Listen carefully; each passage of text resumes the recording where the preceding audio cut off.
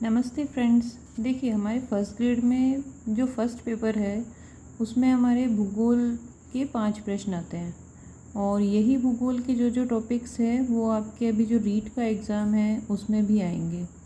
तो मेरे पास एक ये पुस्तक है, आपने अच्छा खासा इसका नाम सुना होगा, डॉक्टर हरिमोहन सक्सेना। ये राजस्थान का भूगोल, इसमें मतलब एक तरह से देखा जाए तो सब कुछ शामिल हो गया है। तो ये बुक मैं पढ़ रही हूँ शुरू से ही। मैंने इसके 5 टॉपिक पढ़ लिए हैं और मैं ये 6ठा टॉपिक पढ़ रही हूँ। तो ये मैं आपके साथ साथ पढ़ती हूँ, आप भी इसका रिवीज़न करिएगा और जहाँ जहाँ इसमें इम्पोर्टेंट फैक्ट आएंगे वहाँ मैं मार्कर से मार्क कर दूँगी। ठीक है, तो स्टार्ट करते हैं। और टॉपिक का नाम है मृदाएँ। ये आपके रीट में भी काम आएगा, हमारे फर्स्ट ग्रेड में भूगोल में भी काम आएगा। ठीक है, स्टार्ट कर रही हूँ मैं।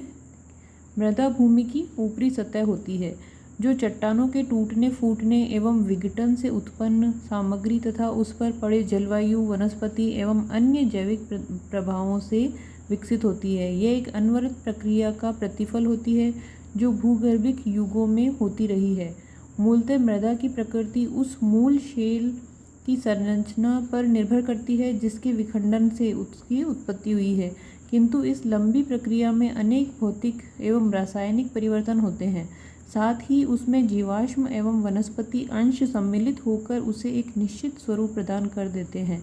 मृदा की सतह प्राय 30 से 40 सेंटीमीटर मानी जाती है। यहाँ ये एक फैक्ट सही लग रहा है, मृदा की सतह प्राय 30 से 40 सेंटीमीटर मानी जाती है, किंतु यह 150 सेंटीमीटर या इससे भी अधिक गहराई तक हो सकती है। मतलब ये इससे ज़्यादा भी हो सकती है। मृदा पौधों की वृद्धि का एक प्राकृतिक माध्यम है तथा मृदा की उत्पादकता की ही क्षेत्रीय कृषि विकास का एक आधार होता है। ये एक आपको समझाने के लिए टॉपिक दिया हुआ है, बाकी इसमें से कोई फैक्ट नहीं है, तो ये हमारे काम का नहीं है, तो हम इसको स्किप करेंगे। फिर आगे देखिए, राजस्थान की मृदाओं में विभिन्नता कि राजस्थान की मृदाओं में क्या विभिन्नता पाई जाती है। प्राचीन जलवायु मृदा निर्माण में प्रयुक्त मौलिक सामग्री में अंतर एवं धरातल के विकास में निहित है।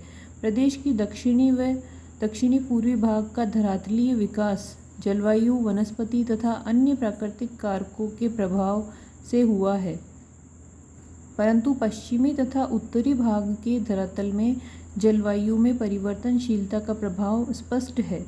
राजस्थान की अधिकांश मृदाएं जलोढ़, जल द्वारा बहाकर लाई गई मिट्टी, जलोढ़ को क्या बोलते हैं, जल द्वारा बहाकर लाई गई मिट्टी, इसीलिए इसे बोलते हैं जलोढ़, एवं वातोड़, वातोड़ यानी होता है वायु द्वारा जमा की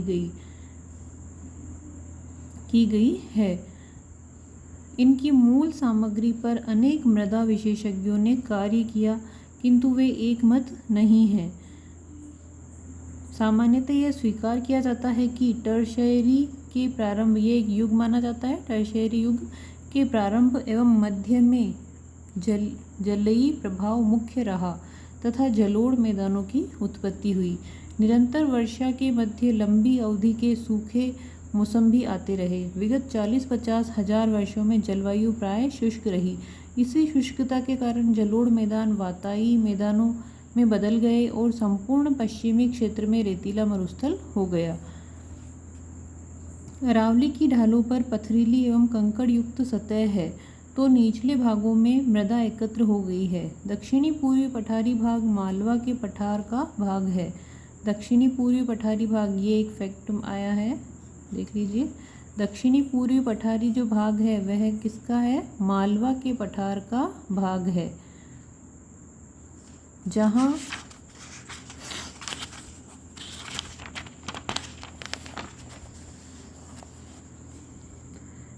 काली एवं कहीं कहीं लाल मृदा है। यहाँ कौन सी मृदा पाई जाती है, काली एवं लाल मृदा। चंबल, बनास, माही, बाणगंगा, लूणी एवं सहायक नदियों की घाटी में उपजाऊ मृदा का जमाव है। तात्पर्य यह है कि राजस्थान की मृदाओं में अत्यधिक क्षेत्रीय विविधता है। फिर आगे चलिए, मृदा के प्रकार एवं वितरण। मृदा के प्रकारों को बताया है। राजस्थान की मृदाओं को उनके उपजाऊपन, कृषि के लिए उपयुक्तता एवं अन्य विशेषताओं के आधार पर निम्नलिखित भागों में विभक्त किया जाता है। तो यहाँ मृदाओं के प्रकार दिए गए हैं, जस्ट ए मिनट। पहला है जलोढ़ अथवा कछारी मृदा, फिर दूसरा है लाल और पीली मृदा, फिर है लाल लोमी मृदा, फिर है लाल और काली मृदा, फिर है मध्यम प्रकार की काली मृदा, फिर है भूरी रेतीली मृदा और फिर है रेतीली मृदा। ये 7 प्रकार बताए हैं हमें मृदा के प्रकार। ठीक है, अब देखिए पहला जलोढ़ अथवा कछारी मृदा। पहली मृदा कौन सी आती है? जलोढ़, जो जल से ओढ़ी हुई है। अभी आपने पढ़ा ना जलोढ़ का अर्थ क्या होता है, यहाँ आया था, देखिए जलोढ़ मृदा, जलोढ़ मृदा तो आपने बहुत सुना होगा, पर इस शब्द का अर्थ देखिए आप, जो जल द्वारा बहाकर लाई गई है। किसके द्वारा? जो जल द्वारा बहाकर लाई गई है वो जलोढ़ मिट्टी कहलाती है। चलिए हम आगे पढ़ते हैं। जलोढ़ अथवा कछारी मृदा। इस प्रकार की मृदा पूर्वी राजस्थान के प्रधानतः नदियों के मैदान एवं घाटियों में विस्तृत है।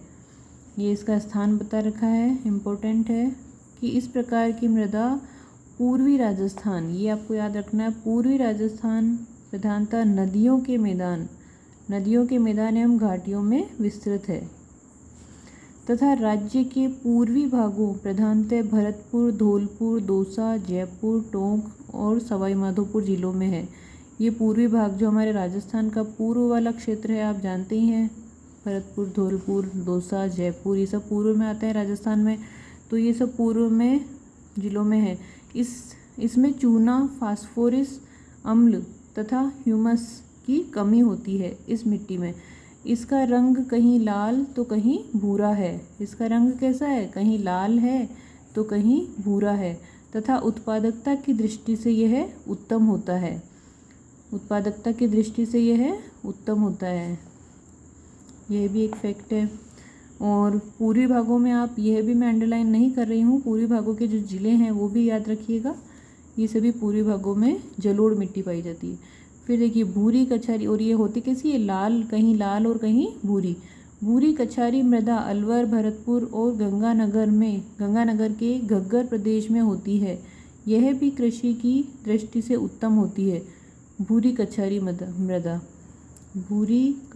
मृदा जो अलवर, भरतपुर, गंगानगर के घग्गर प्रदेश में होती है। ये जो घग्गर प्रदेश है उसमें होती है।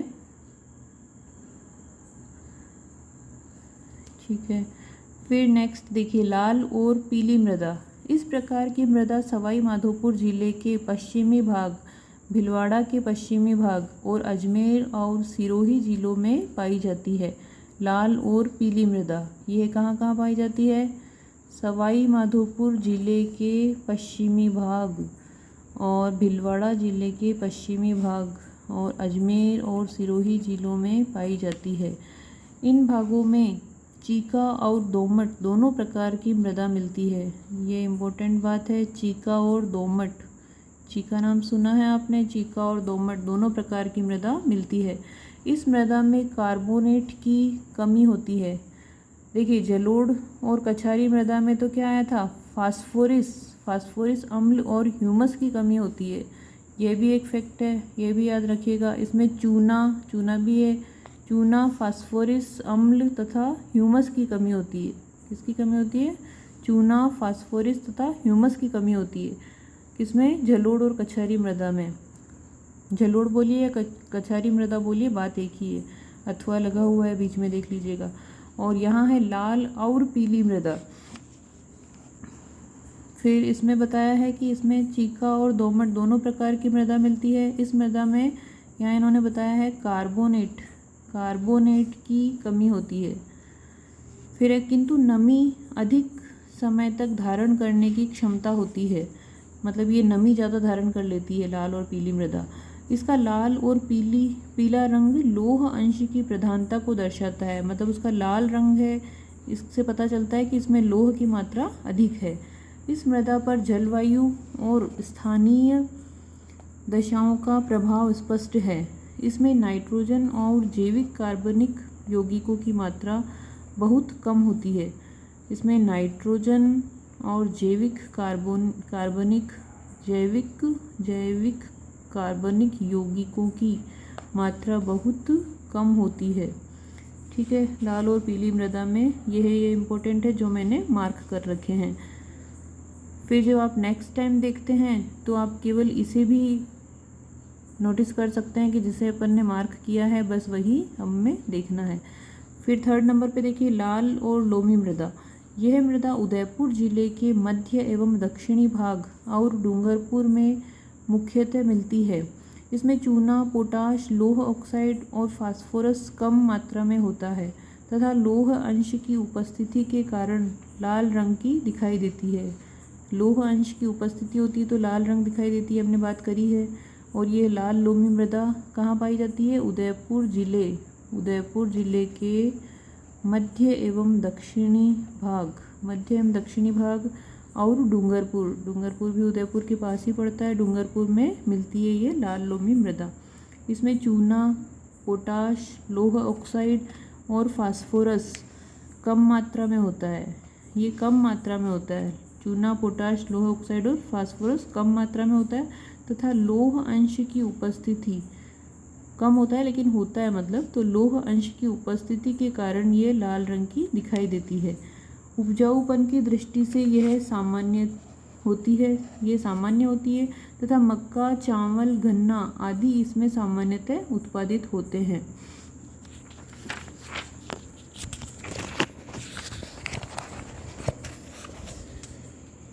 Just a minute. नेक्स्ट देखिए 4 नंबर लाल और काली मृदा। यह भीलवाड़ा उदयपुर के पूर्वी भाग, ये तो था उदयपुर जिले के मध्य एवं दक्षिणी भाग। लाल लोमी मृदा मध्य एवं दक्षिणी भाग, और जो लाल और काली मृदा है वह उदयपुर के पूर्वी भाग में आ रही है। भीलवाड़ा भी है और उदयपुर के पूर्वी भाग, और है चित्तौड़गढ़, ये पास ही है सब चित्तौड़गढ़। और डूंगरपुर में भी आ गया, इसमें भी डूंगरपुर था, इसमें भी डूंगरपुर है। लाल लोमी मृदा और लाल और काली मृदा डूंगरपुर, और इसमें बांसवाड़ा और आ गया है, बांसवाड़ा भी पास में है। बांसवाड़ा जिलों में मिलती है लाल और काली मृदा। यह लाल मृदा मालवा की काली मिट्टी का ही विस्तार है। ये लाल मृदा जो है वो किसका विस्तार है? मालवा की काली मिट्टी का ही विस्तार है।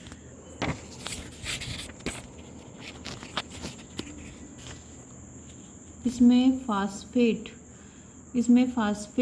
नाइट्रोजन, कैल्शियम तथा कार्बनिक पदार्थों की कमी होती है तथा उत्पादकता में विविधता होती है। सामान्यतः इसमें कपास, मक्का आदि का उत्पादन किया जाता है। ये जो लाल और काली मृदा है इसमें सामान्यतः किसका? काली मृदा हमें पता ही कपास के लिए अच्छी रहती है, कपास, मक्का आदि का उत्पादन किया जाता है। और इसमें फास्फेट, नाइट्रोजन, कैल्शियम, कार्बनिक पदार्थों की कमी रहती है। सब में कुछ ना कुछ कमियां बता रखी है, ये भी एक फैक्ट बन रहा है, ध्यान रखिएगा। कैल्शियम, कार्बनिक, फास्फेट, नाइट्रोजन की कमी रहती है। फिर हम आ गए हैं 5वें नंबर पर, मध्यम प्रकार की काली मृदा। यह हाड़ौती पठार अर्थात कोटा, बूंदी, बारा, ये आप यह बोलते ही तो पहचान ही जाएंगे कि हाड़ौती पठार में कौन कौन से जिले आते हैं, तो कोटा, बूंदी और बारा और झालावाड़ जिलों में विस्तारित है। मध्यम प्रकार की काली मृदा, ये गहरे भूरे रंग से काले रंग तक होती है। अच्छा, इसका रंग गहरा भूरा होता है, इससे लेकर ये काले रंग तक होती है। इस मृदा में कछारी मृदा भी मिश्रित रूप में पाई जाती है। कछारी मृदा कौन सी? जो जलोढ़ मृदा है, जलोढ़ मृदा भी इसमें मिश्रित रूप में पाई जाती है। तो यह भी एक फैक्ट बनता है कि कौन सी मृदा में कछारी मृदा मिश्रित रूप में पाई जाती है, तो मध्यम प्रकार की काली मृदा में, जो नदियों की घाटियों में है। फॉस्फेट, नाइट्रोजन, जैविक पदार्थ इसमें कम होता है। यहाँ पर भी यही था, फॉस्फेट, नाइट्रोजन, और इसमें फॉस्फेट और नाइट्रोजन और जैविक पदार्थ इसमें कम होता है, किंतु कैल्शियम और पोटाश पर्याप्त मात्रा में होता है। यहाँ कैल्शियम की कमी थी और इसमें कैल्शियम और पोटाश पर्याप्त मात्रा में होता है। यह मृदा व्यापारिक फसलों जैसे कपास, मूंगफली, दालों आदि के लिए उपयुक्त है। व्यापारिक फसलों के लिए कौन सी मृदा उपयुक्त है? तो आ जाएगा मध्यम प्रकार की काली मृदा। फिर है भूरी रेतीली मृदा। इस प्रकार की मृदा पश्चिमी राजस्थान के बाड़मेर, जालोर, जोधपुर, पाली, नागौर, सिरोही, सीकर तथा झुंझुनू जिलों के लगभग 36,000 वर्ग किलोमीटर क्षेत्र में फैली है। इस मृदा में रेत की प्रधानता है। इसमें फॉस्फेट की मात्रा पर्याप्त होती है और पानी उपलब्ध होने पर अच्छी फसल देती है। भूरी रेतीली मृदा ये क्या है? इस प्रकार की मृदा पश्चिमी राजस्थान के बाड़मेर, जालोर, जोधपुर और पाली, नागौर, सिरोही, सीकर तथा झुंझुनू, सारा शेखावटी क्षेत्र आ गया है। पश्चिमी राजस्थान का क्षेत्र आ गया, जिले आ गए हैं। इन सभी जिलों में ये 36,000 वर्ग किलोमीटर क्षेत्र में फैली है भूरी रेतीली मृदा, इतनी ज़्यादा मात्रा में। इस मृदा में रेत की प्रधानता अधिक है। हमें पता ही उधर रेगिस्तान पड़ता है तो रेत की मात्रा अधिक है और फास्फेट की मात्रा पर्याप्त होती है। पानी उपलब्ध होने पर अच्छी फसल देती है और पानी ही उधर उपलब्ध नहीं होता है। फिर देखिए 7वां नंबर है रेतीली मृदा। यह थार के मरुस्थल में विस्तारित है। यह भी उधर ही है, थार के मरुस्थल में विस्तारित है रेतीली मृदा।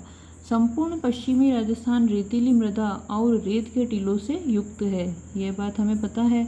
यह वायु प्रवाह द्वारा जमा की गई है। ये किसके द्वारा? वायु प्रवाह से जम जाती है और हवाओं के साथ वर्तमान में भी स्थानांतरित होती रहती है। ये एक जगह से दूसरी जगह, ज़्यादा हवा चलती है तो एक जगह से दूसरी जगह इकट्ठी होती रहती है। इसमें पीली, भूरी, बलुई, चीका मृदा भी उपस्थित रहती है। इस मृदा के 4 वर्ग है: रेतीली बालू मृदा और लाल रेतीली मृदा, पीली भूरी रेतीली मृदा और खारी मृदा। अब देखिए जो ये अपने पश्चिमी क्षेत्र है, सभी जिले उन्हें बांट दिया है। रेतीली बालू मृदा तो मिलेगी गंगानगर, बीकानेर, चूरू, जोधपुर, जैसलमेर, बाड़मेर और झुंझुनू जिलों में। फिर है लाल रेतीली मृदा, ये नागौर, जोधपुर, पाली, जालोर, चूरू और झुंझुनू में। कुछ कॉमन जिले हैं इनमें। पीली भूरी रेतीली मृदा है यहाँ नागौर और पाली में। पीली और भूरी ये केवल नागौर और पाली जिलों में। फिर है खारी मृदा। खारी मृदा है बाड़मेर, जैसलमेर, बीकानेर, नागौर जिलों की निम्न भूमियों अथवा गर्तों में। फिर है उपयुक्त परंपरागत मृदा वर्गीकरण के अतिरिक्त मृदा वैज्ञानिकों ने मृदा की उत्पत्ति, रासायनिक संरचना एवं अन्य गुणों के आधार पर विश्वव्यापी मृदा वर्गीकरण प्रस्तुत किया है, जिसके आधार पर राजस्थान में निम्न प्रकार की मृदाएं मिलती है। फिर देखिए इनके प्रकार है, इनकी उत्पत्ति के प्रकार बताए हैं: एरिडी soils, अल्फी soils, anti soils, इंसेप्टी soils और वर्टी सॉइल्स। लेकिन दोस्तों ये हम नेक्स्ट वीडियो में पढ़ेंगे। आपको ये वीडियो कैसा लगा? और ये टॉपिक है मृदाएं। ये है 500 पेज का टॉपिक है, ज़्यादा बड़ा नहीं है। ये यहाँ तक 2 पेज हमने पढ़ लिए हैं, 2 पेज और बाकी है। सॉरी 4 पेज का है, 2 पेज हम पढ़ चुके हैं और 2 पेज बाकी है। तो देखिए ये बहुत ही मान्य पुस्तक है डॉक्टर हरिमोहन सक्सेना की। अगर इसके फैक्ट हमें याद हो जाते हैं तो समझिए हम कुछ भी बाहर नहीं छूटता है। तो यह टॉपिक आपको कैसा लगा और आप ये पढ़ना चाहते हैं या नहीं चाहते, एक बार मुझे कमेंट करके ज़रूर बताइएगा। ठीक है, थैंक यू।